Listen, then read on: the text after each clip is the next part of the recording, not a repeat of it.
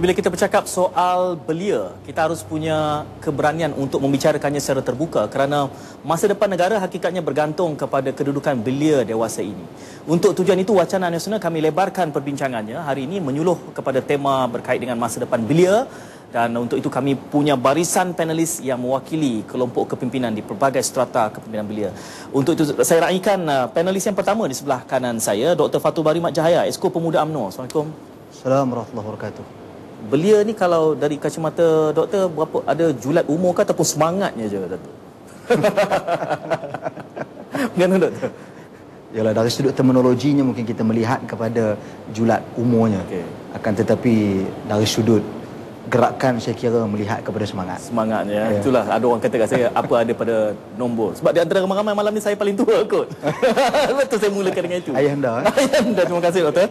Di panelis yang kedua, di sebelah kanan Dr. Fatul Bari, adalah merupakan saudara P. Punitan, Esko Pemuda MIC Kebangsaan. Terima kasih. Ya, salam sejahtera. Cukup 29 tahun. Ya, 29 tahun. Okay. Muda sungguh. Boleh berikan pastinya merancakkan perbincangan pada malam ini melihat masa depan belia dalam konteks Malaysia. Ya. Panelis yang ketiga, saudara Muhammad Nasai Ismail, Setiausaha Dewan Pemuda PAS Malaysia. Assalamualaikum. Assalamualaikum. Awal-awal lagi dah mengaku saya paling muda. Belum mula lagi dia dah mengaku, dia kata dia paling muda. Jadi terima kasih kerana bersama dengan kami pada malam ini, dan pastinya tak akan cukup rempah ratus perbincangan ini kalau kita tidak ada Presiden Majlis Belia Malaysia, saudara Malaki. Apa khabar? Baik, alhamdulillah. Boleh saya sifatkan back by popular demand kan? Nak cakap belia, kita nak lihat siapa lagi kan? Yalah, buat masa ni lah. Buat masa ni, itu yang ada kan. Okey. Kalau boleh saya mulakan dengan Presiden MBM dulu untuk kita membuka pentas Wacana Nasional ini.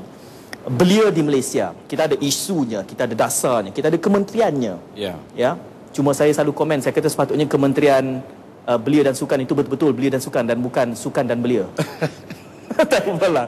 Itu usikan saya kepada KBS. Itu bergantung dari mana, sudut mana kita nak lihat. Ada kebimbangan dari sudut MBM melihat masa depan belia di Malaysia, Saudara Malik? Ya, kebimbangan itu memang ada kerana belia ini antara populasi paling besar dalam masyarakat kita. Lebih 45% dari keseluruhan hampir 13 juta rakyat Malaysia ini belia di situ. Jadi, dan suasana ini bukan sahaja di Malaysia, di seluruh dunia begitu keadaan dia. Dan belia sememangnya mencorakkan secara signifikan landscape keseluruhan, sama ada sosio-politik, ekonomi, memang belia yang mencorakkannya. Jadi kebimbangan itu wujud kerana ini kumpulan yang kata orang fragile. Okay. Yang kita kadang-kadang tidak boleh jangka suasananya. Apa yang berlaku hari semalam tidak sama dengan hari ini dan esok. Jadi ini kumpulan yang perlu kita beri perhatian. Sama ada dari segi dasarnya, dari segi praktis dan juga dari segi tumpuan. Jadi ini bukan suatu perkara kecil dan bukan hal yang boleh dilaksanakan oleh seorang saja, tetapi perlu difokus beramai-ramai. Jadi kebimbangannya apa? Paling utama ialah kalau dari segi dasar ialah dari segi istiqamahnya atau tidak tu, konsistensi terhadap dasar. Selalunya dasar sudah ampuh, sudah cukup, pelaksanaan yang menjadi isu. Apakah itulah isunya? Kerana dasar itu dah ada. Saya selalu cakap secara terus terang, Malaysia ni dari segi blueprintnya cantik. Bila sampai pada pelaksanaan itu ada masalah-masalah tertentu. Mungkin ada kekangan, tetapi kalau kita mahukan suasana yang lebih baik pada hari esok, kita perlukan satu yang menyeluruh. Dasarnya perlu diikuti. Ada kata orang SOP dan juga ada analisis penilaian terhadap pencapaian yang lalu. Secara terbuka dan terus terang. Begitu, barulah kita akan mencapai yang lebih baik. Dewan Pemuda PAS ada isu tertentu bila membicarakan tentang belia ini mungkin? Ya, saya nak menyambung sikit kebimbangan kita berkaitan dengan belia tadi. Itu berkaitan dengan partisipasi belia dalam pembangunan masyarakat. Kalau kita tengok pada hari ini, daripada struktur terkecil dalam masyarakat kita, dari peringkat kampung sampai kepada peringkat negara, kabinet, penglibatan belia dalam tempat yang penting ini tak berapa diraikan. Sebagai contoh, kalau dahulu di kampung-kampung mungkin tidak ada anak-anak muda yang berpendidikan. Tapi sekarang ramai di kampung, di taman komuniti. Tapi kita tengok ketua kampungnya, musi PABG-nya ataupun Tok Imam sekalipun tidak ada tempoh pensiunnya. Sedangkan dalam kampung ada belia yang berpendidikan begitu. Begitu juga di peringkat negeri dan negara. Kalau dulu kita tengok Datuk Najib pun belum umur 30 dah jadi menteri besar. Tapi Ustaz Fatul Bari yang hebat tak jadi menteri kabinet lagi. Ni saya tengok kebimbangan yang sepatutnya belia perlu dilibatkan dalam tempat yang sepenting ini. Tapi tidakkah itu, saya beralih kepada saudara Punitan ya, merupakan satu fenomena yang lumrah. Kita selalu berikan stigma, bahkan dulu dikaitkan Woodstock misalnya, belia. Ya. Yang rosak akhlak ni belia. Dia lupa sebenarnya yang tua-tua pun rosak akhlak juga. Tapi tak digembar-gemburkan sebagai satu kebimbangan. Bagaimana saudara Punitan melihat? Kebimbangan ni dia memang wujud pada setiap masa dan ia lebih kepada keperluan semasa. Keperluan belia ni dari dahulu dan kini sudah berubah. Dan apa yang kita harus, seperti yang saudara Maliki kata tadi, dasarnya cukup cantik. Tapi adakah ia betul-betul menjiwai kehendak dan keperluan semasa belia itu harus diberi kepentingan.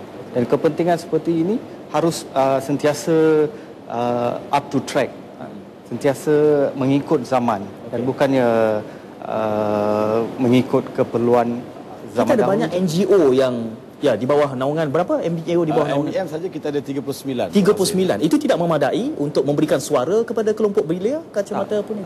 Tidak semua yang menyertai NGO-NGO dan persatuan dan sebagainya. Okey. Dan apa yang kita perlu tahu pada masa sekarang adalah untuk membawa belia-belia yang free hands ni, yang individu-individu yang tidak menyertai persatuan ini, untuk kita harus memahami keperluan mereka juga. Keperluan kepimpinan mereka, apakah keperluan masa depan mereka dan sebagainya. Dan kita tidak mempunyai sesuatu makmal untuk mengkaji keperluan belia-belia itu sendiri. Dan isu-isu ini harus dibawa ke hadapan. Dan itu yang harus menjadi practicality untuk zaman abad ke-21 ini. Dr. Fatul Bari, ada stigma terhadap keupayaan belia di seluruh dunia bahkan, dan terpalit juga di Malaysia. Apa pencerahan yang boleh doktor berikan? Saya kalau saya lihat, mungkin saya pergi kepada penafsiran Al-Quran tentang belia dan pemuda sendiri. Apabila Allah Subhanahu Wa Taala menggunakan di dalam Al-Quran, innahum fityah, mereka itu adalah pemuda fityah. Fityah ini digambarkan oleh para ahli ilmu. Al-Imam Ibn Kathir ditafsirkan perkataan fityah, pemuda itu dua sifatnya. Dia qabilul lil hidayah wa qabilul lit taghyir. Dia mudah dapat petunjuk dan dia mudah berubah. Jadi bila kita menyentuh soal isu belia kurang mendapat tempat dan sebagainya, dia mengikut proses kematangan dia. Dia secara pribadinya sendiri, individunya sendiri, dan sudah tentu zaman juga menentukan sesuatu. Dasar saya mungkin setuju dengan apa yang disebut oleh Puni sebentar tadi, Punitan. Isu dasar ni dia akan sentiasa berubah mengikut keadaan. Dulu orang tak berbicara tentang teknologi maklumat. Dulu orang tak berbicara tentang internet. Tapi pada hari ini mungkin akan berlaku perubahan hanya kerana internet. Wallahu a'lam. Itu realitinya. Penglibatan belia, partisipasi, istilah yang Nasai sebutkan itu. Kita sudah punya dasar keperluannya, tetapi kekangannya apa hari ini? Adakah kerana tembok penguasaan pengaruh kelompok yang tidak lagi belia itu, atau ada orang mengusik kata belia purba kata? Saya tak nafikan wujudnya kadang-kadang mismatch antara organisasi belia dengan masyarakat belia di luar. Dulu lagi lah nampak jelas, contohnya pemimpin belia tapi umurnya dah lebih 40 tahun, 50 tahun, 60 tahun pun ada. Menjelang 2007 dan sehingga sekarang, apabila Akta Belia dan Pembangunan Belia, iaitu Akta 668 diperkenalkan, memang nampak satu transisi yang menarik. Akhirnya orang yang lebih muda memimpin orang muda ini. Walaupun begitu masih ada jurang lagi. Contohnya saya sekarang dah 2 hari meninggalkan umur belia.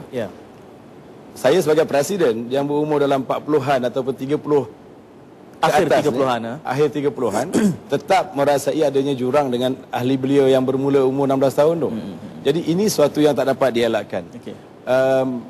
Jadinya kepimpinan belia itu sendiri perlu ada satu kesedaran bahawa metodologi untuk mendekati orang muda bukan cara yang masa dia dilatih dulu. Dia kena berubah. Ya, perubahan itu macam Ustaz kata tadi, teknologi maklumat dan sebagainya mempengaruhi surrounding sekeliling masyarakat ini, dan ia perlu diubah. Kaedah organisasi juga perlu berubah, dan juga kaedah cara mendekati mereka, cara penyampaian dan cara kita respon juga perlu berubah. Gitu. Saya ingin bertanya soalan ini kepada saudara Maliki, tapi saya lontarkan dahulu kepada saudara Punitan. Kita sudah ada kementerian yang khusus belia, ya. memantau realiti ini, dan bukan suatu kementerian yang kita anggap junior. Ia sudah berada di situ sudah agak lama untuk menitip kepentingan dunia kebeliaan ini. Apakah kita punya dorongan ataupun wewenangan, otoriti yang cukup? Apa lagi isunya sementara kita sudah ada Kementerian Belia? Punitan. Okey, walaupun kita sudah ada Kementerian Belia dan fokus Kementerian Belia itu haruslah untuk membawa bakat-bakat belia itu ke hadapan. Dan tadi saya setuju dengan saudara Maliki tadi, seperti yang dikata, kalau umur 40 tahun dia masih belia dan umur 16 tahun dia adalah permulaan belia, bagaimana kita nak merapatkan jurang itu? Kalau seorang menteri atau timbalan menteri yang berumur lebih daripada 40 tahun itu yang menduduki atau menjawat jawatan itu, bagaimana dia ingin merapatkan jurang itu? Kesemua ni harus kita. Kenapa perlu dirapatkan jurang itu? Apa perlunya jurang itu dirapatkan? Keperluan atau keperluan belia yang berumur 16 tahun hingga 24 tahun adalah berbeza dengan keperluan belia dari 24 hingga 30 tahun. Justru perbezaan peluang itulah saya beranggapan ia jurang yang bukan sekadar tidak perlu dirapatkan, tidak mungkin dirapatkan kerana keperluannya tidak sama. Boleh tidak sama, tapi itu menjadi kemahuan dan kita balik kepada kehendak belia. Dari posisi kehendak belia itu sendiri, dia melihat bagaikan cermin. Okey, dia melihat Kementerian Belia dan Sukan bagaikan cermin. Dia harus has to reflect back apa yang dia fikir. So keremajaan dan kebeliaan kementerian itu sendiri harus dipandang serius. Kita perlu menteri belia yang lebih muda. Sekarang dah ada muda. Dia mungkin kita melihat dari sudut kematangan. Bila kita cakap matang, bila kita cakap tentang keperluan, berbeza antara orang umur 16 tahun dengan umur 39 ataupun 40 tahun. Sudah tentu ia berbeza. Namun di sana kita ada satu platform untuk mendekatkan jurang ini, iaitu pendidikan. Bagaimana kita mendidik, bagaimana kita mengajar mereka agar matang, agar mampu absorb dengan zaman yang sedia ada pada hari ini.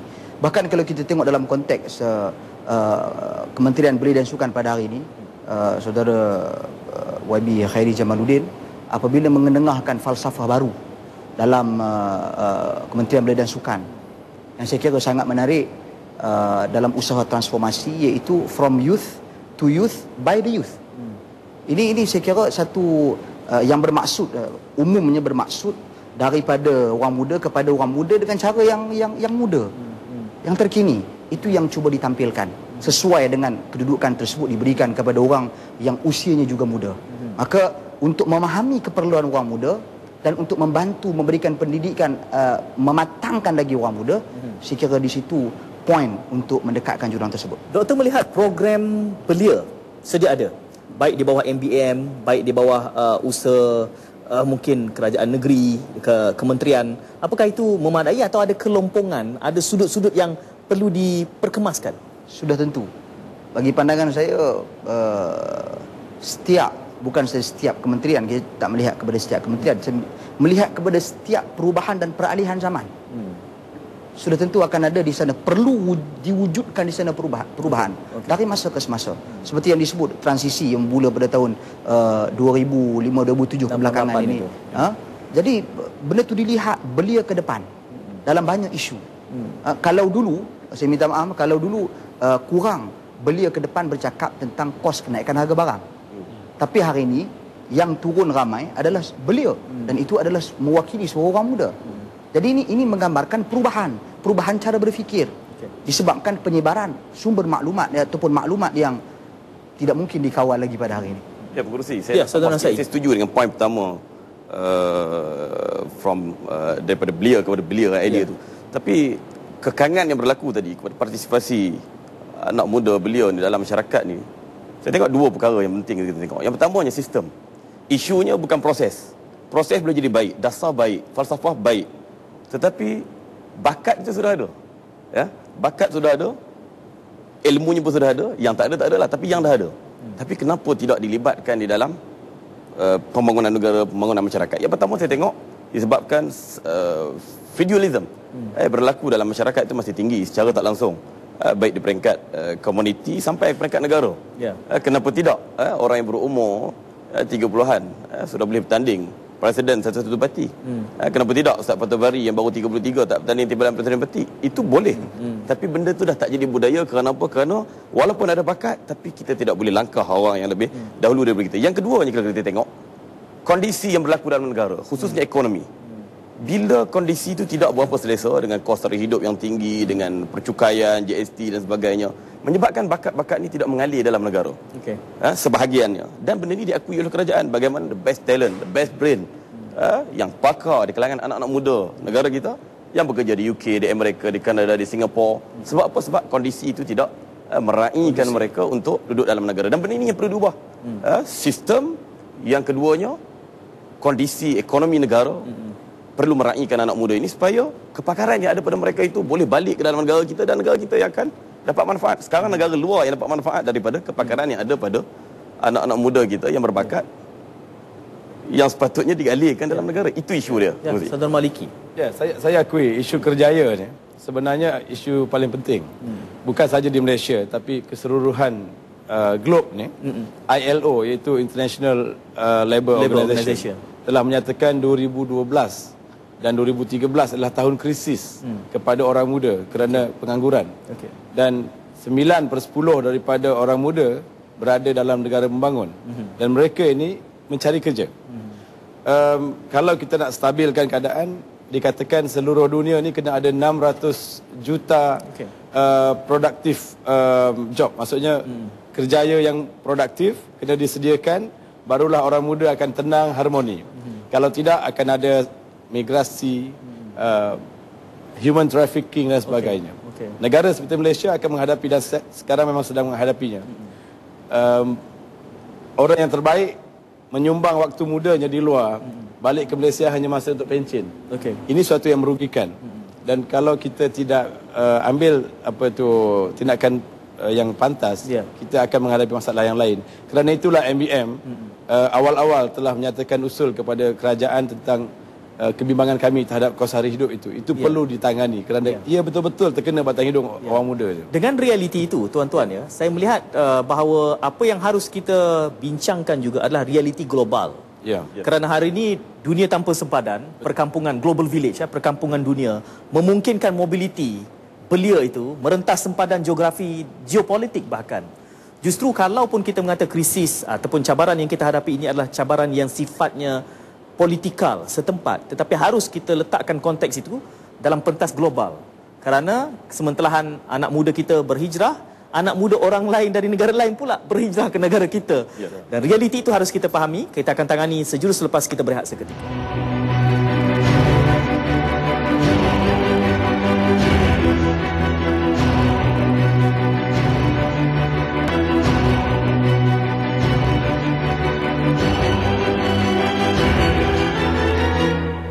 Anda sedang menyaksikan Wacana Nasional. Kita memberikan suluhan terhadap tema belia. Kita ada wakil daripada MBM, kita ada wakil pemuda dua-dua belahan, PAS, UMNO, kita ada juga pemuda dari MIC. Dan realiti pada peringkat pusingan awal tadi kita sudah pun memberikan beberapa pencerahan tentang realiti perubahan semasa ini. Dunia tanpa sempadan. Maka mungkin kita memerlukan suatu perspektif baru melihat kedudukan belia dalam konteks Malaysia ini. Kerana disebut tadi soal mobiliti, soal penghijrahan. Penghijrahan juga berlaku dalam konteks kemasukan ke Malaysia. Belia luar datang sini cari makan. Belia kita yang the best brain disebutkan oleh Saudara Nasai tadi. Mungkin kita dengar sedikit nasihat pemuda UMNO dalam hal ini. Saya kira untuk kita mewartakan secara total bahawasanya orang kita keluar negara untuk mencari makan, meninggalkan peluang-peluang dalam negara, itu kenyataan yang saya kira perlu diteliti. Sebab kita tak nafikan dalam rangka membina pengalaman, membina kematangan, perlu mendapat suasana yang membentuk kepelbagaian, cara berfikir, kemudian dari sudut kemajuan, teknologinya dan sebagainya. Sebelum dia balik, dia ada peluang dalam negara ni. Cuma saya setuju separuh daripada apa yang disebutkan tadi berkenaan dengan sistem. Sistem yang mana ruang dan peluang perlu dibuka lebih luas kepada orang muda, kepada belia. Pada masa yang sama, yang separuh lagi tu yang saya tak setuju tu, dari sudut keperluan orang yang senior, sekiranya dia memang orang yang pakar dalam bidang tersebut, ada pengalaman luas dalam bidang tersebut, ya dia terus menduduki ke tempat tersebut, jawatan tersebut, dan syaratnya dia kena bawa orang muda sebagai pelapis. Apabila dia berkekalan di situ tanpa memberi ruang kepada orang muda mewakilinya ataupun pelapis baginya, saya kira itu tak akan menyelesaikan masalah. Sebab tu contoh antara yang dibuat oleh Kementerian Belia dan Sukan mewujudkan sistem fellow perdana, yang mana melatih orang muda mendekati program-program kepimpinan, mendekati pemimpin-pemimpin, menteri-menteri, mendapat pengalaman cara berurusan, cara memberikan pandangan, cara melaksanakan gerak kerja tugas dan sebagainya. So saya rasa ini kombinasi antara apa yang disebut oleh saudara Nasai tadi. Wallahualam. Saudara Punitan, kita melihat komen bahawa kedudukan masyarakat Malaysia yang feudalistik itu menghalang mobiliti kepimpinan belia memenuhi strata kepimpinan negara. Pada waktu yang sama juga kita melihat dari segi kapasiti dan kualiti. Kerana kita sudah cuba memberi ruang, misalnya Parlimen Belia, tetapi tidak juga berbekas pandangan-pandangan yang cuba diperdebatkan. Mungkin dari segi kualitinya belum tiba ke tahap, ialah kita nak yang belia-belia yang sudah dianggap, istilahnya tadi belia purba itu meninggalkan kepimpinan, tetapi kita juga harus menyediakan kualiti kepimpinan yang sama supaya kelompongan itu nanti. Komen saudara Punitan. Kita melihat kematangan itu sudah wujud. Kini kematangan dia sudah wujud. So bagaimana kita nak merealisasikan pemimpin negara yang berstatus belia tu tampil ke hadapan. Dan saya setuju dengan saudara Faithul Bahari di mana pelapis itu harus wujud. Kita harus beri peluang untuk belia-belia ni untuk menjadi pelapis, bukan saja di kabinet ataupun di kementerian dan sebagainya, di organisasi politik dan juga organisasi NGO dan persatuan. Dia harus mula dari bawah ke atas, dan kalau tidak boleh pun dari atas ke bawah. So at least yang di bawah ni boleh mengambil yang atas tu sebagai contoh. Dan mobility ni kita harus mengambil 3 aspek. Satu dari segi ekonomi, satu dari segi kerjaya, satu dari segi pendidikan, dan ketiga-tiga ini memainkan peranan dari segi kepimpinan seseorang itu, bakat kepimpinan itu, dan aliran keluar bakat-bakat dari negara ini harus kita bawa balik, di mana kita harus beri peluang yang sama rata tanpa mengira aspek-aspek background, for example. Semua tu kita harus menilai juga. Ke semua panel bercakap soal beri peluang, saya meletakkan satu contoh yang kalau mungkin boleh kita sebut realistik di sini, soal kematangan belia dan juga masyarakat. Kerana kita sebut tadi ada benteng untuk memberi ruang kepada belia ni. Setidak-tidaknya Britain, negara yang maju, boleh mempunyai Perdana Menteri pada usia seawal 40-an. Betul. 41, 39. Kita membayangkan Perdana Menteri berusia awal 40-an di Malaysia mungkin satu realiti yang memerlukan berapa tahun lagi untuk tiba ke tahap itu. Masuk Obama. Bagaimana pengalaman, mungkin apakah itu mampu dimulakan PAS? Ya, mampu. Kalau kita Presiden lihat, pada awal kalau kita lihat sejarahnya pun, presiden yang ada ni pun dia naik di usia belia. Sudah menjadi pimpinan kanan. Kalau tak silap saya, dia jadi timbalan presiden sekitar umur 39 ke 40 tahun. Belia, dia bukan naik secara feudal, bapak dia orang terkenal, tidak. Dia naik, maknanya ada. Dan akan datang tidak mustahil ada. Dan kita tengok bunga-bunga ke arah itu dah ada. Dan kita lihat ahli-ahli Parlimen Pakatan Rakyat pun hari ini berbanding dengan parti rakan kita di sebelah Barisan Nasional, jauh daripada parti-parti Pakatan Rakyat, banyak adun-adun dan ahli-ahli Parlimen daripada belia. Ini satu situasi yang baik. Cuma pengurusi, saya nak bawa kepada satu perkara yang kita sebutkan di awal tadi berkaitan dengan peluang juga. Yang isu dia saja peluang juga sebenarnya. Kerana kalau kita lihat pada hari ini, sudah kita sebut antara masalahnya kekangan ialah kondisi. Kondisi yang besarnya ekonomi salah satu daripadanya. Kalau pengurusi sebutkan tadi, penghijrahan orang luar daripada Malaysia, migran datang ke Malaysia. Dalam masa yang sama, penghijrahan orang Malaysia yang duduk di luar bandar ke bandar itu juga satu masalah di kalangan anak-anak muda.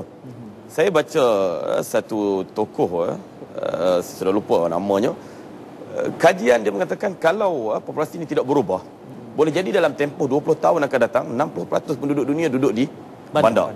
Ini satu masalah kepada belia. Kerana apa? Isunya kos hidup tinggi di sini. Tetapi kenapa peluang itu tidak diberikan di kawasan luar bandar? Ya. Kenapa? Isunya peluang. Mereka tak nampak peluang mereka di luar bandar yang boleh mereka berikan. Di India kita tengok, satu syarikat telekomunikasi yang biasanya duduk di bandar, yang sesak dan sebagainya, dia cuba merubah dengan beroperasi di luar bandar. Kita kata perkampungan sejagat, dunia tanpa sepadan. Dengan coverage internet yang boleh dapat daripada kampung, kenapa tidak dipindahkan pekerjaan itu di luar bandar? Maknanya di luar bandar bukan kerja-kerja tradisi saja yang boleh kita libatkan anak muda. Pertanian, penternakan, itu pun belum sampai tahap yang maju, berjaya. Bahkan kerja-kerja dalam bidang profesional pun boleh berpusat di luar bandar. Ini dah dimulakan di India. Yang mana syarikat-syarikat telekomunikasi yang memusatkan perkhidmatan mereka di luar bandar dengan kosnya yang rendah, boleh anak-anak kampung bekerja di sana, kondisinya lebih baik, nyaman, tetapi berkhidmat bukan sekadar untuk bandar di India, tapi boleh berkhidmat untuk seluruh dunia. Membuat perisian-perisian berkaitan dengan IT kepada Britain, kepada Amerika, boleh dibuat daripada luar bandar. Ini juga satu ruang baru yang perlu kita kembalikan, iaitu membawa pulang anak-anak muda yang duduk di bandar ke luar bandar, ke kampung-kampung balik, dengan kerja-kerja tradisi yang kita modernkan, peternakan, pertanian, dan juga kerja-kerja profesional yang kita boleh pusatkan di luar bandar. Ini salah satu penyelesaian kondisi yang tidak selesa kepada bakat-bakat untuk bekerja di Malaysia. Duduk di bandar problem. Apakah mungkin itu menjadi prioriti dalam keadaan kemelut ekonomi kita hari ini? Menggagaskan satu dasar yang kerana dasar juga harus populis sifatnya untuk saya membayangkan nak mengembalikan belia-belia profesional ini ke kampung-kampung. Kelihatannya istilah orang sekarang tidak seksi. Dan itu memerlukan satu masa yang mungkin 10-15 tahun bagi kita membentuk satu pemikiran baru, Doktor. Tapi kalau kita lihat secara realistiknya pada hari ini, realitinya pada hari ini, telah berlaku usaha-usaha seperti itu. Betul. Contoh penternakan ikan dengan menggunakan teknologi moden. Kemudian tanaman sayur-sayuran. Teknologi belia telah dimulakan. Bahkan dibentukkan penternakan ikan keli contohnya. Betul. Bahkan pada hari ini penternakan ikan kelah contoh.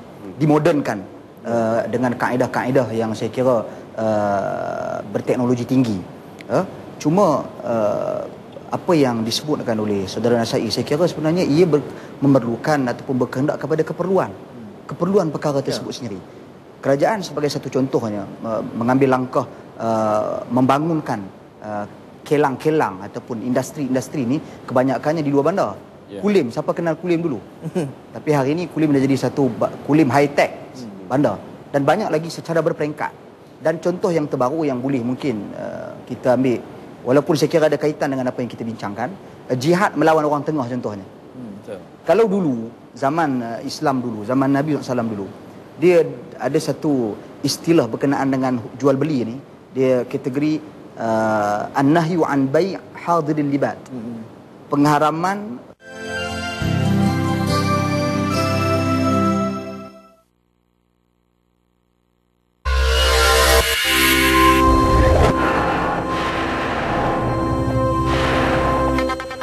Debu gunung berapi sinabung tempias Negeri Sembilan.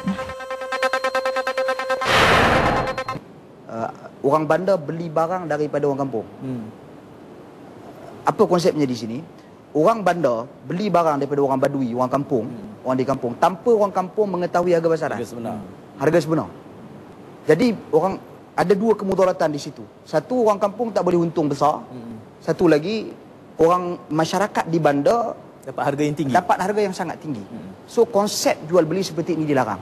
Dan dalam konteks hari ini, kita tengok ini antara usaha-usaha kementerian pertanian contohnya, jihad melawan orang tengah. Sebab kadang-kadang kita tak nafikan nelayan-nelayan kita kurang mengambil berat tentang harga-harga di pemborong-pemborong ini. Mereka bagi dengan harga yang murah, pemborong ini bekalkan dengan harga yang sangat tinggi.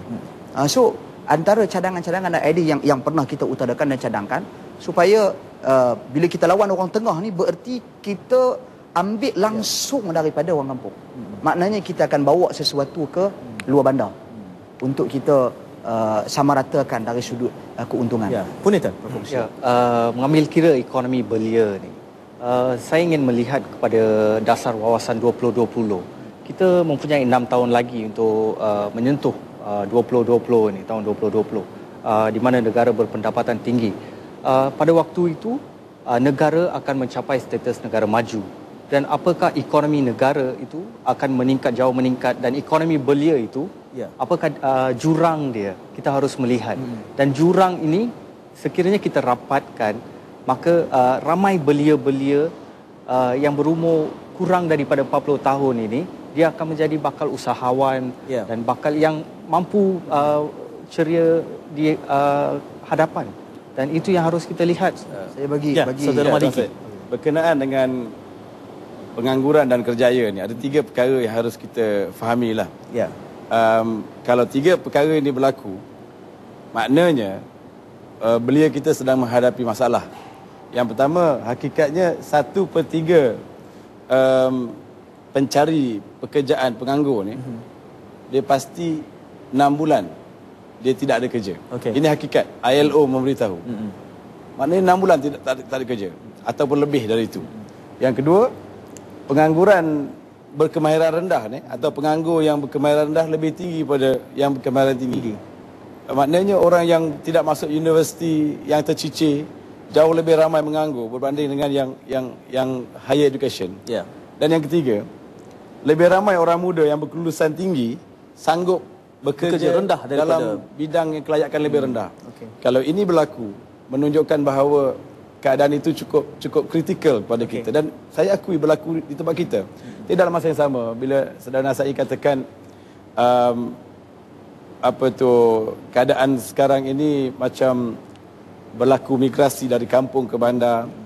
Saya akui, tetapi dalam masa yang sama kerajaan memang sedang menyelesaikan masalah itu. Sebagai contoh, kewujudan koridor-koridor ekonomi, SCORE, ECER, Iskandar Malaysia, ini adalah satu penyelesaian jangka panjang yang perlu dibuat. Kerana kita tidak mahu lagi fokus anak muda ke Kuala Lumpur, Pulau Pinang, Johor Bahru. Jadi kita nak distribute kepada kawasan-kawasan ini secara sama rata.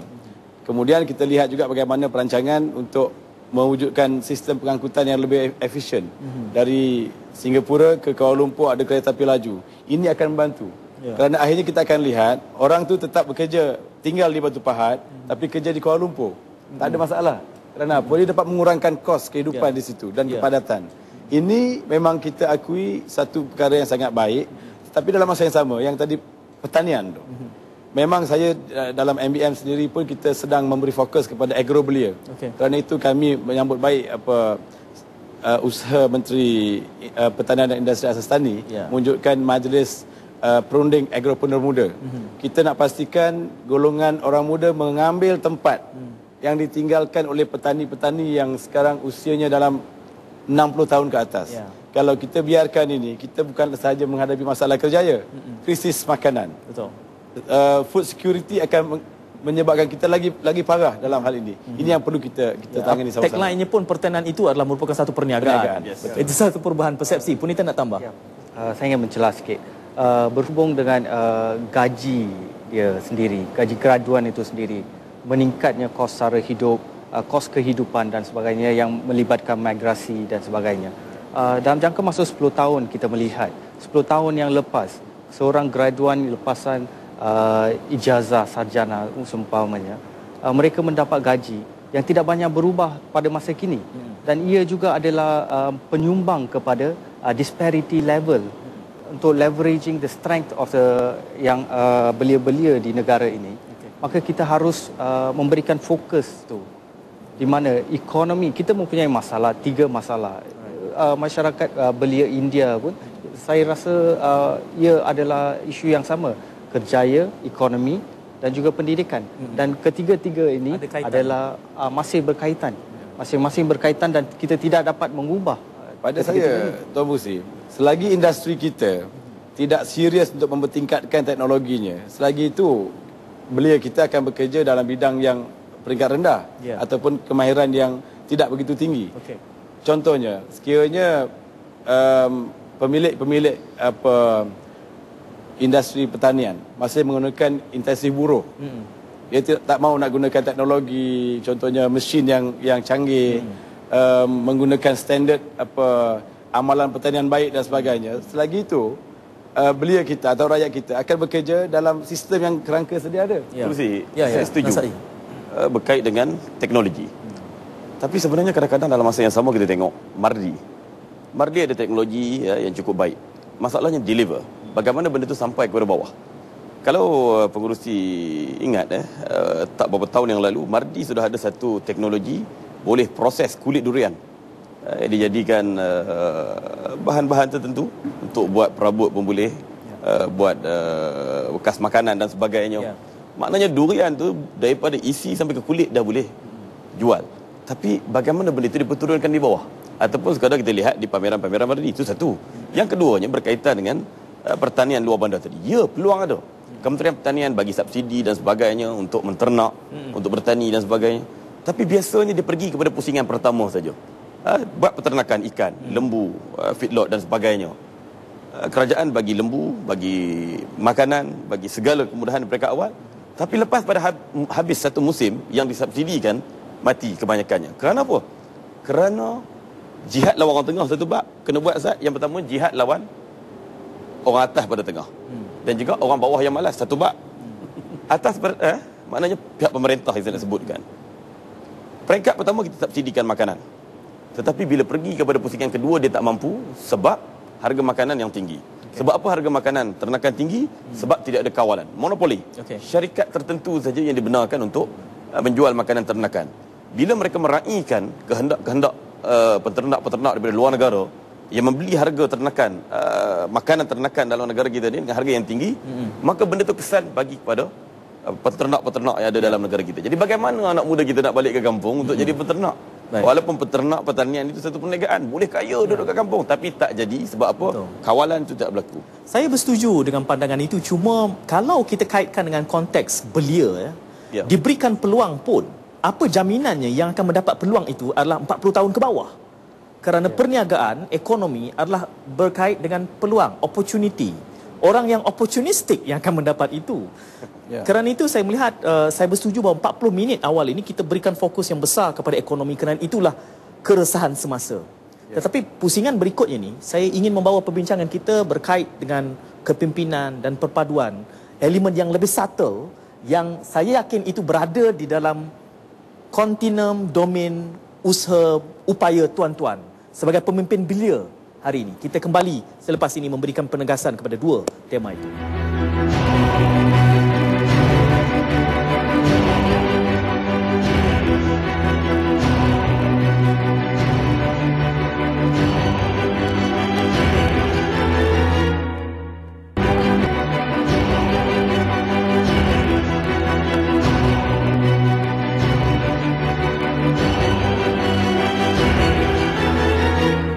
Anda sedang menyaksikan Wacana Nasional dan dua pusingan awal kita memberikan fokus kepada kaitan ekonomi dan juga belia. Kerana kita tahu keresahan belia hari ini di situ. Soal kos sara hidup, soal gaji banyak. Bahkan sewaktu kita berehat pun banyak lagi perdebatan kita berkait dengan ekonomi. Tetapi masih lagi dalam ruang lingkup apa yang mampu upaya belia lakukan. Bagi saya cabaran ekonomi itu mungkin beyond, sesuatu yang melibatkan dasar kenegaraan, dan itu sukar untuk tuan-tuan bermain kerana kita ada pemimpin UMNO dan PAS di sini, MIC, bahkan Presiden MBM. Di satu peringkat yang lebih subtle, kepimpinan belia dan perpaduan juga menjadi cabaran kerana setidak-tidaknya saya melihat tidak ada suatu pentas yang mungkin boleh saya sifatkan sebagai genuine dialog perpaduan misalnya, kerana setiap NGO itu juga ditandakan dengan pecahan etnik, termasuk di MBM sendiri. Betul. Pecahan etnik dalam politik diteruskan di dalam MBM. Tidak ada dialog yang sebegini mewakili semua kaum yang bercakap secara genuine, tulus. Ini yang Malaysia perlukan. Belia masa depan. Komen MBM. Pada saya ada beberapa suasana. Saya mengakui sekiranya suasananya dalam kerangka MBM semata-mata, sejak tahun 48 sehingga sekarang MBM tak pernah gagal bercakap tentang negara secara terbuka dan secara jujur. Tapi saya akui banyak sekali saya sebut, malah dalam mesyuarat yang pertama Majlis Konsultasi Perpaduan Negara yang mana saya telah dipilih sebagai salah seorang daripada ahlinya, saya katakan semua ahli juga perlu jujur. Jangan bila kita di sini bercakap soal perpaduan, bila kita membawa watak-watak parti kita sendiri, kita kembali menjadi diri kita yang sebenar. Chauvinisnya ada, prejudisnya ada. Ini yang berlaku, saya akui. Kadang-kadang bila kita meletakkan kepentingan parti contohnya, kepentingan jawatan kita dalam parti, dalam organisasi, ia akhirnya bertembung dengan perjuangan sebenar nak menyatu padukan rakyat. Ini yang saya lihat secara jelas. Contohnya seorang pemimpin yang pada figura nasional begitu hebat, kepimpinannya bagus, tapi bila dia balik berceramah di kampung dia bercakap pasal isu kaum, isu agama, dia jauh lebih teruk daripada orang yang menontonnya. Ini yang kadang-kadang menjadi satu yang sangat berbahaya. Mengapa itu berlaku? Kita sudah 50 tahun merdeka. Saya nak dengar Politan memberikan pandangan. 50 tahun kita masih belum boleh pecah. Kita bercakap soal pemimpin masa depan ini. Saya melihat kembali dasar perpaduan negara. Antara 6 teras untuk mewujudkan integrasi atau perpaduan kaum. Yang pertamanya adalah integrasi politik. Dan integrasi politik ini sebenarnya kita harus melihat dari segi membaiki perpaduan.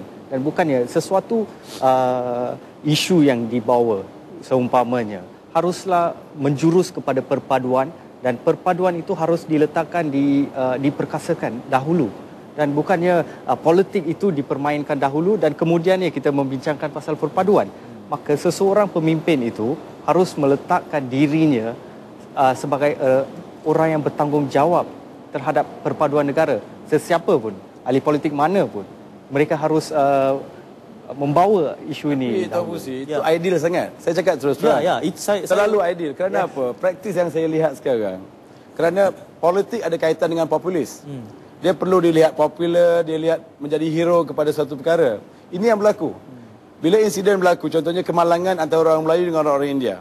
Pemimpin yang Melayu akan pergi tangkap dulu pada keluarga Melayu supaya dia jadi hero pada orang Melayu.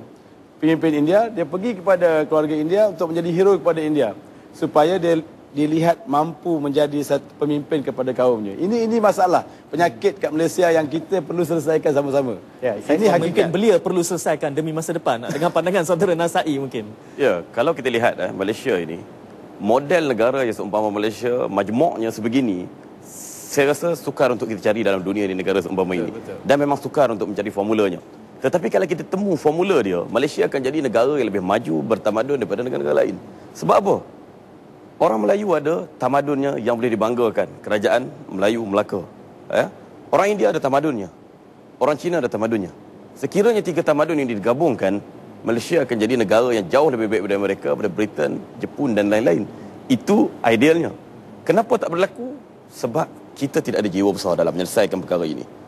Sebagai contoh kita lihat, kita atas kepentingan politik mengapi-apikan perkauman, mengapikan semangat agama yang tidak sepatutnya. Sebagai contoh dalam isu nama Allah tadi disebutkan, kenapa kita tidak selesaikan dengan cara mengilmukan rakyat? Di Sabah Sarawak kita benarkan untuk guna nama Allah kepada orang-orang Kristian. Di Semenanjung tak benar. Orang dah nampak flip-flop di situ. Sebab apa? Orang nampak itu kepentingan politik. Betul disebut tadi, populis. Kerana di Sarawak, Sabah banyak orang Kristian, maka kita benarkan. Itu politik. Di Semenanjung untuk Melayu kita tak benarkan. Sepatutnya kita kena selesaikan dengan mengilmukan rakyat. Rakyat setiap isu perlu diselesaikan secara ilmu. Orang India faham agama Islam, orang bukan Islam faham agama Islam, dan orang Islam faham apa yang ada dalam agama mereka. Perkara ini boleh selesai. Pokoknya kita tak nak selesai secara ilmu. Segala benda kita nak so di bawah kapet, tak nak selesai secara elok. Termasuk juga pasal ridho ni yang riuh. Selesaikan secara ilmu bagaimana harus dilakukan? Bagi contoh dalam isu kalimah Allah, isu kangkung yang terbaru, yang tak betul lah. Tapi kenapa kita nak heret pergi kepada 13 Mei? Tegur perbuatan yang tidak betul, tapi selesaikan kemarahan rakyat dengan cara penjelasan maklumat yang setepatnya. Begitu juga dengan isu nama Allah. Kenapa tak dijelaskan secara ilmu, tetapi kita bermain bangsa. Sikit-sikit nak pergi demonstrasi depan gereja, hak ni nak demonstrasi depan masjid dan sebagainya. Ini emosi. Ini politik. Ini bukan cara ilmu. Doktor. Masih. Saya nak sentuh. Sebenarnya ada satu negara lagi, Australia sekarang ni, yang mempromosikan multicultural. Dia orang sekarang ni dah lebih 200 etnik yang ada. Yang berhimpun di sana. Dia orang menerima migrasi. Imigran. Itu satu bab. Seterusnya bila kita bercakap dalam konteks politik tadi ni, kita tak nafikan bahawasanya sebahagian daripada politician ni dia tidak berjiwa besar. Populis itu sama ada statement, sama ada isu-isu, itu menjadi fokus. Maknanya kita akan melihat dalaman parti sahaja, parti mana-mana pun lah, secara umumnya UMNO ke, PAS ke, PKR ke dan sebagainya, masing-masing berlaku persaingan dalaman parti berlaku. Kemudian antara parti dengan parti yang lain pun berlaku. Kalau kita ambil contoh isu kalimah Allah, saya setuju. Saya sendiri berpendirian bahawasanya daripada pihak kerajaan sendiri perlu memberikan secara tuntas untuk isu ini dimatikan, full stop. Kronologi ini daripada awal, sejarahnya bagaimana di dalam Bible kalau dibuka muka surat awal, Bible terjemahan bahasa Melayu ditulis dimulakan terjemahan tahun 1974. Ya. Isu itu juga perlu mendapat penjelasan. Isu 10 perkara yang dibangkitkan di Sabah dan Sarawak itu juga perlu mendapat penjelasan. Isu ini sebenarnya kalau kita lihat dengan jelas, kalau kita fahami bukan daripada kacamata politik semata-mata, ia isu sensitiviti. Isu sensitiviti ini kita perlu bezakan dengan isu politik. Di Sabah Sarawak ni kita lihat isu ni tak timbul. Berbeza dengan dalam konteks negara kita. Cuma yang membangkitkan api-api ni semua 13 Mei dan sebagainya, mungkin saya boleh betulkan sikit, bukan daripada pihak kerajaan pun. Mungkin ada orang yang tak bertanggungjawab ataupun pihak-pihak tertentu yang bukan daripada kerajaan, mereka bertindak terlalu agresif dan agak ekstrim dalam isu ini. Dan saya sendiri memberikan pendirian tak setuju dengan keadaan tersebut. Tapi kita kena bezakan. Isu tudung, seorang guru Cina di sebuah sekolah memaksa agar tudung ditanggalkan. Isu tulisan Jawi di papan tanda sekolah konvent di Penang, ini tak timbul pula. Isu tak diperdebatkan secara, tak dibahaskan. Tapi isu kalimah Allah itu dijadikan satu isu saya kira sangat provokatif. Mana-mana pihak pun yang perlu dimuhasabah. Ini yang saya, saudara Punita memberi isyarat ingin mencelah. Saya sekaligus melontarkan soalan ini. Ini yang saya ingin bawakan. Isu-isu yang hangat ini, baik, kita katakanlah yang bukan beliau itu mempolitikkannya, tetapi kepimpinan beliau yang berjiwa besar, yang mampu berdialog secara terbuka tentang isu-isu sensitif ini, di mana pentasnya? Jika tidak berlaku pun mungkin di media baru yang tidak berstruktur dan tidak punya pertanggungjawapan itu memburukkan lagi suasana. Bagaimana saudara Punitan melihat? Saya setuju. Dia di media sosial dia memburukkan lagi keadaan. Di mana pemahaman tu, acceptance tu tidak wujud, penerimaan tu tidak wujud. Dan kita kembali kepada konsep satu Malaysia, di mana kita atas dasar penerimaan perbezaan itu yang wujud. Perbezaan di antara etnik-etnik kaum semuanya memang dah wujud. Bertahun-tahun dah lama berwujud. Tapi penerimaan itu semakin lama semakin berkurangan. Dan perpaduan itu sebelum merdeka dan sehingga kini, perpaduan itu semakin pudar dan pudar dan pudar. Pemerhatian Punitan semakin menurun, ya? Semakin menurun. Di mana, dan jelas kita melihat, kita zaman media sosial sekarang, kita melihat kita tidak dapat mengawal apa yang ingin dilontarkan isu-isu. Seumpamanya belia, apa yang mereka ingin katakan, apa yang status yang mereka ingin pamerkan tu, segala-galanya tidak dapat. Apa yang boleh MBM tawarkan kelompongan ini? Politik tidak membantu. Sebelum MBM nak tawarkan, saya kembali kepada pandangan saya. Saudara Punitan kata tentang apa media sosial. Hujah ini sama tahun 60-an dulu. Bila sekumpulan orang menyalahkan televisyen. Dia kata televisyen sebagai punca kebejatan sosial dan sebagainya. Sedangkan radio, ia hanya satu alat. Dulu kita ada televisyen hitam putih, pindah kepada warna, sekarang dah ada digital dan berbagai-bagai. Itu hanya medium. Pokok pangkalnya pelaku tu. Dari mana? Mengapa cara mereka berfikir, sikap mereka berbeza? Mengapa prejudisnya tinggi, chauvinisnya tinggi? Saya kembali pada saudara Nasai kata, bila beliau bercakap tentang pentingnya diilmukan, di mana tempatnya ilmu berkembang. Paling asas ialah di sekolah. Sekolah dikawal oleh sistem pendidikan. Suatu yang perlu kita lihat secara mendalam dan ubah dengan segera ialah sistem sekolah satu aliran. Itu penting. Kerana sekolah juga dikotak-kotakkan. Kita dipisahkan sejak awal. Usia 6 tahun hingga umur 17 tahun dipisahkan secara paksa. Anak-anak ini sebenarnya kalau diletakkan dalam satu sistem mereka terima. Tapi kita pisahkan. Kemudian kita minta mereka bersatu padulah kamu setelah kamu berumur 17 tahun ke atas. Masuk dalam kolej, di tempat pekerjaan, dalam bas mini, dalam LRT memang tak akan berlaku. Ya. Sebab itu kami di MBM sejak awal lagi dalam makmal transformasi belia yang diadakan pada tahun 2010 juga salah satu resolusi ialah ke arah satu aliran. Jadi bila Tuan Pengerusi tanya apakah MBM dan belia patut buat, kita harus berani.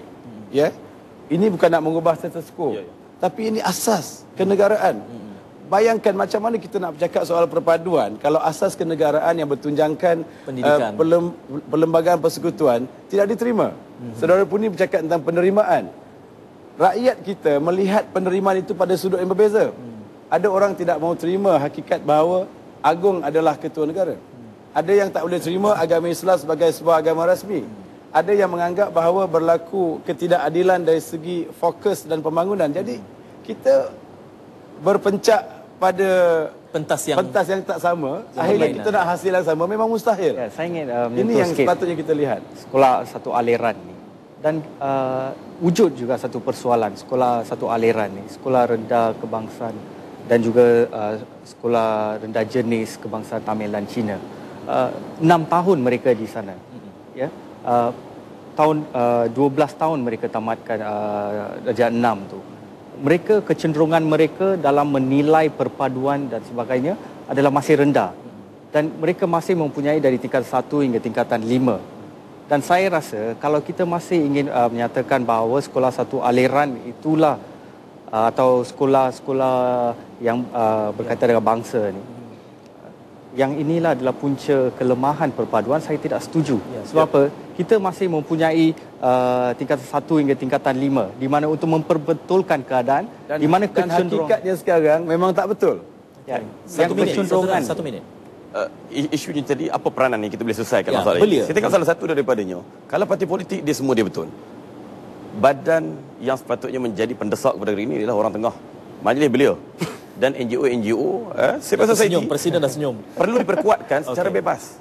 Kalau civil society kita lihat banyak berpihak kerana apa ada peruntukan dan sebagainya, itu tak membantu. Tapi kalau civil society itu kuat, maka parti politik akan follow apa yang civil society desak. Bagi contoh negara maju pun, ini penyelesaian kepada masalah perpaduan tadi. Kalau civil society itu diperkuatkan dan bebas daripada kongkongan kerajaan ataupun mana-mana parti politik, baru dia boleh berperanan untuk menjadi pendesak yang mana orang politik akan ikut civil society dalam paduan. 1 minit, Doktor. Satu isu yang dibangkitkan tadi oleh sekolah. Tentang itu sekolah. Saya melihat sekolah mungkin idea sekolah satu aliran itu satu idea yang baik. Namun saya melihat kesan daripada sistem pendidikan di sekolah itu, kita nak bawa bagaimana ke dalam pentadbiran, kita nak bawa bagaimana ke dalam ekonomi, kita nak bawa bagaimana ke dalam politik. Yang ni saya kata kalau tidak kita hanya keluar sekolah, kita meninggalkan segala-galanya di sekolah. Sebagai contoh saya ambil saya sebut satu, tulisan Jawi. Tulisan Jawi kita wujudkan sistem JECAF, mewujudkan peluang pekerjaan kepada lepasan-lepasan daripada Timur Tengah. Akan tetapi sejauh mana penggunaan tulisan Jawi di peringkat-peringkat jabatan-jabatan kerajaan, masyarakat. So saya melihat di sini bagaimana sistem pendidikan sekolah itu memberi kesan kepada perubahan dan jati diri seseorang. Itu perlu dialihkan kepada masyarakat. Ya, perlu dialihkan kepada masyarakat. Saya melihat. Kita mengakui bahawa kita tidak boleh menawarkan suatu solusi yang bulat pada malam ini. Kerana ada domain perbincangan ini di luar daripada ruang lingkup kebeliaan itu sendiri. Tetapi setidak-tidaknya ini memulakan satu perbincangan polemik baru. Mudah-mudahan tuan-tuan nanti akan diundang semula dan kita memberikan fokus kepada tema-tema itu. Pendidikannya, ekonominya, perpaduannya, kepimpinannya. Saya melihat rantaian isu-isu itu perlu kita berikan konteks belianya supaya kita boleh melihat isunya secara lebih spesifik, case by case, case demi case. Justru saya mengucapkan terima kasih kepada keempat-empat panel. 1 jam yang sangat berharga. Mudah-mudahan ada kesempatan kita berjumpa lagi. Assalamualaikum, salam muhibah. Jumpa lagi. Salam. Sekejap je. Sejam habis.